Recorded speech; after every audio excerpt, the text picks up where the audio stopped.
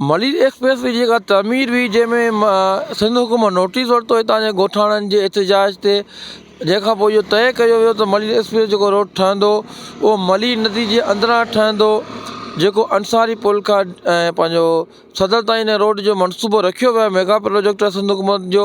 ओचितो हिनखे मेमर ॻोठ लॻ जेको आहे माई नियाणी जेका दरगाह आहे उते हिन जो सर्वी ज़मीन ते ॿीहर निशान लॻाए विया आहिनि ऐं इहो माना चयो पियो वञे त ॿीहर इहो रोड आहे सर्वी ज़मीन तां ठहंदो, जंहिंजे हवाले सां हितां जे ॻोठाणनि एहतिजाज कंदे चयो आहे त असां कंहिं बि सूरत में पंहिंजी ज़मीनूं ॻोठ माॻ वञणु न ॾींदासीं। असां सदियुनि खां हिन ॻोठनि माॻनि जा मालिक वारिस अमीन आहियूं।